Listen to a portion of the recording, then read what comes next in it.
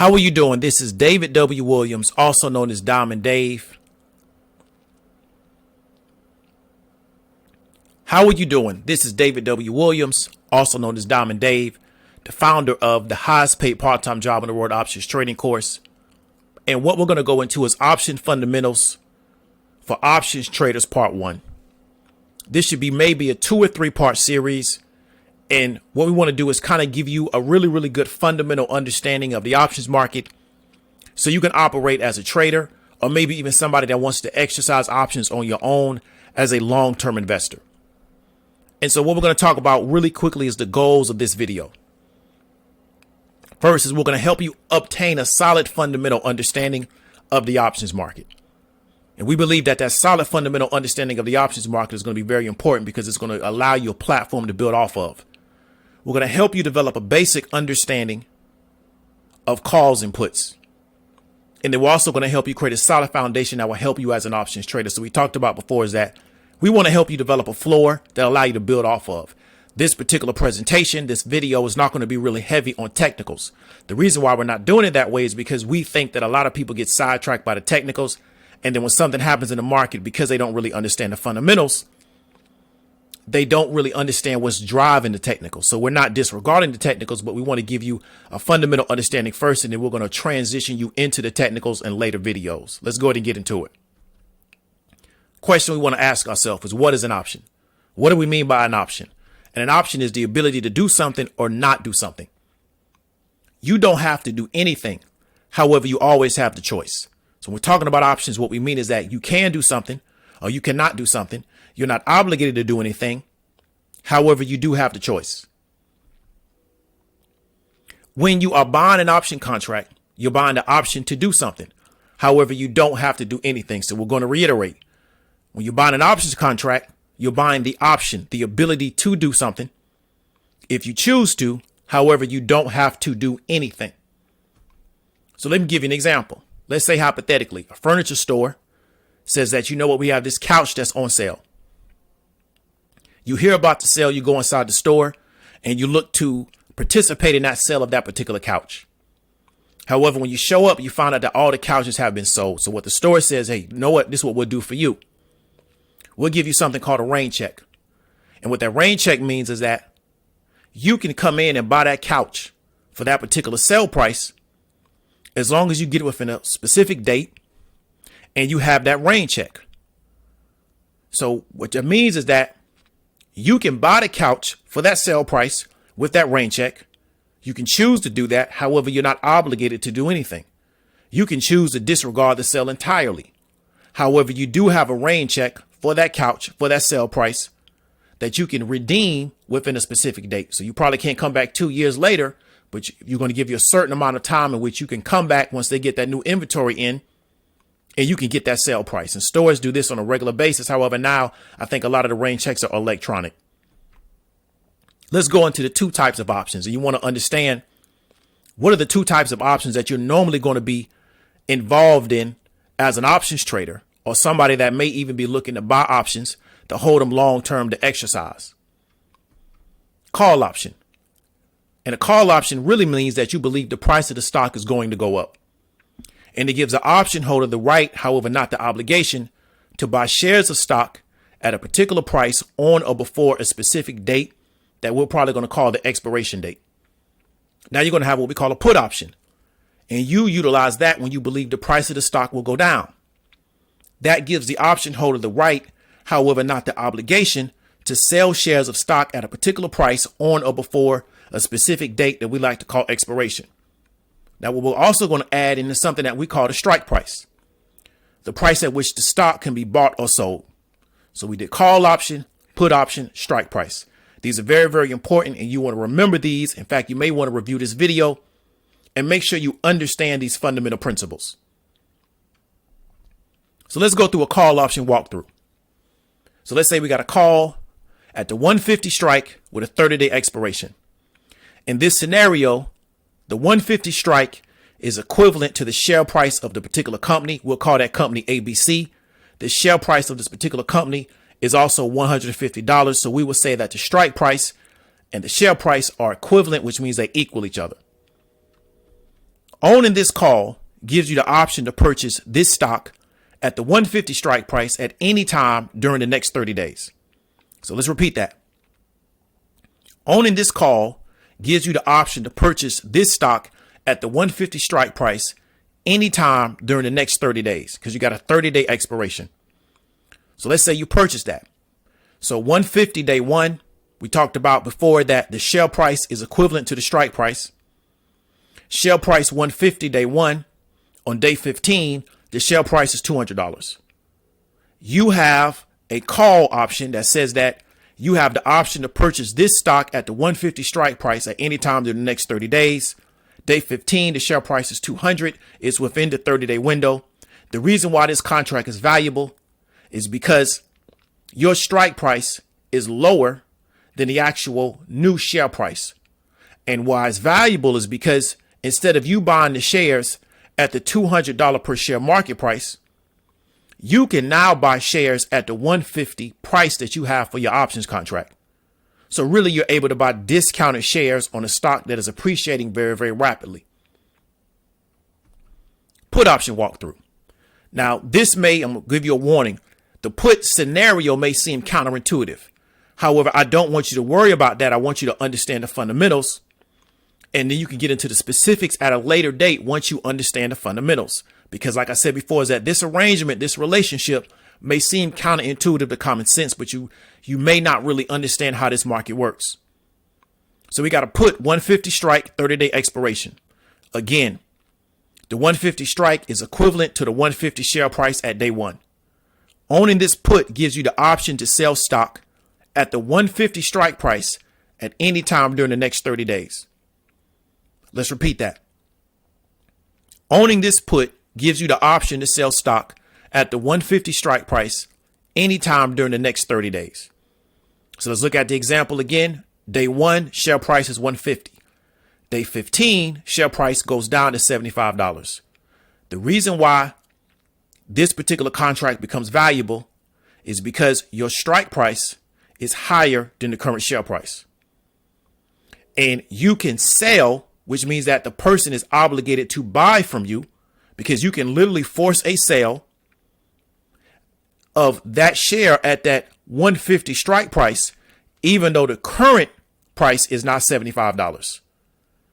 Now, people, when I first got into the options market, it took me a very long time to understand puts. But now I'm probably better at puts than I am at calls because I really understand the obligation. And because I really started to really work on understanding the relationship and understanding that these are contracts. So before you get caught up in the technicals, understand the fundamentals, understand the relationships, and then you can build up all the technical mechanisms that are going on behind the scenes to make this thing work. So now what we're going to do is we're going to talk about why were options created. And there's reasons why you want to understand this, because like we said before, is that you want to understand what is driving the behavior in the market. First reason, because the market will always serve a demand that makes them money. So what we are involved in is a marketplace where if there's a specific amount of demand for a specific thing or an activity, people are willing to pay money for it. They're willing to provide liquidity to a particular market. They will create a market around that particular activity. They will seek to get regulation, to get a justification for it, to get licensing for it, and they will create a market around that particular activity. So the options market is a derivative of the stock market. However, to buy shares at discounted prices or go into what we're going to talk about too, to get insurance policies on shares, there's such a demand for that a market has been created. So the first thing is that because it makes people money. That's why the options market was created, to be very frank with you. Second thing is insurance policies. People often want to try to get an insurance policy against a movement in the market. And we're going to go a little bit more in depth with some real life examples. So we're going to talk about options as insurance policies. We're talking about people that want to try to insure against a movement in the market.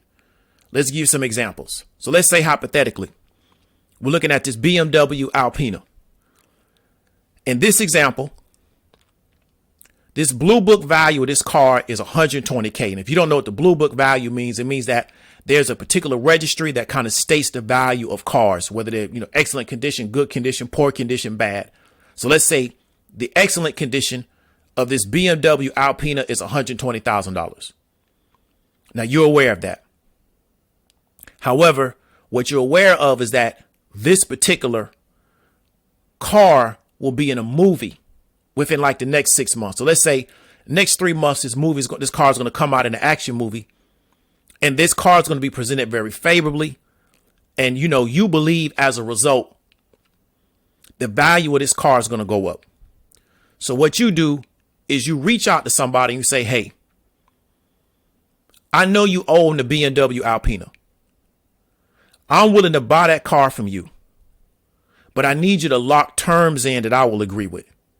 And if we can agree to terms for me buying that car from you, I will pay you money to lock those terms in. And we will call that a contract premium. So you can reach out to a person and say, okay, this is what I'm going to come up with. You can buy the car from me for $120, which is excellent blue book condition. You got to buy the car from me within the next 6 months. And to lock those terms in, you got to pay me $5,000 up front. So here's the terms again. You got to pay $120K for the car. You got 6 months to decide whether or not you're going to buy the car. And you got to lock in a premium of $5K to lock those terms in. Now, after 6 months is over, you decide not to buy the car. You don't get your $5K back. The person that created that contract or composed that contract or originated that contract, they keep the $5K. They get paid the $5K essentially to hold the car for you for the next 6 months. So you agree to it. The car gets shown in this movie.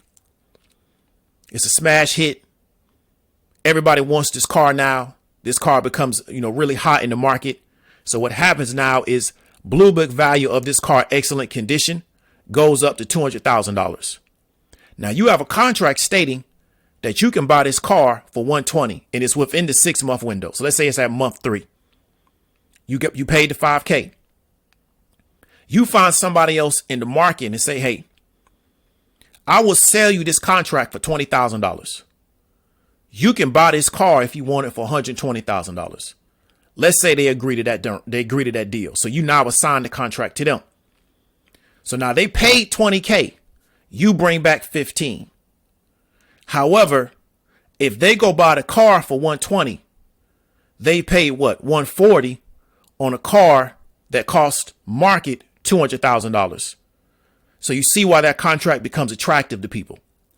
Because they're able to buy that car at a discount because essentially what you did was you got insurance against the rise of this car value because you believed the market was going to drive the value of this car up based on a situation or a scenario or a change in the marketplace.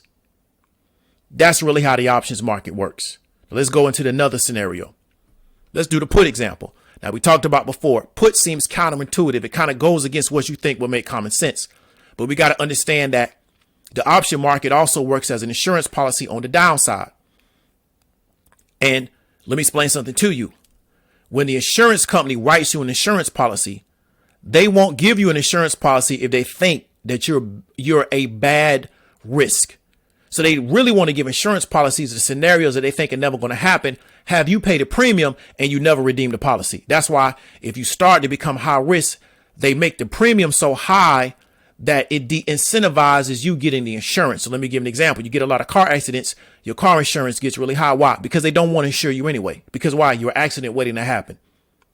So when you start to see it that way, you understand when we start talking about put contracts. The person that is originating the contract, they're doing it because they don't believe anything's going to happen where they're going to be forced to take action on their obligation to the person they wrote the contract for. So let me give you an example. You have information that there's going to be a news report about BMW Alpina coming out within the next 30 days. And in that news report is stating that the Alpina has a faulty braking system that can be dangerous. It has a faulty engine that, let's say, over a certain amount of miles, the engine's just going to go bad. And it also has a faulty airbag system that may not trigger on impact. So this car really is a coffin, right? And what I mean by that is that you could probably die in this car. You have information you know, because you do a lot of research, you're really into the car community, and you know that this information is going to get presented, and you believe that it's going to sink the value of this Alpina.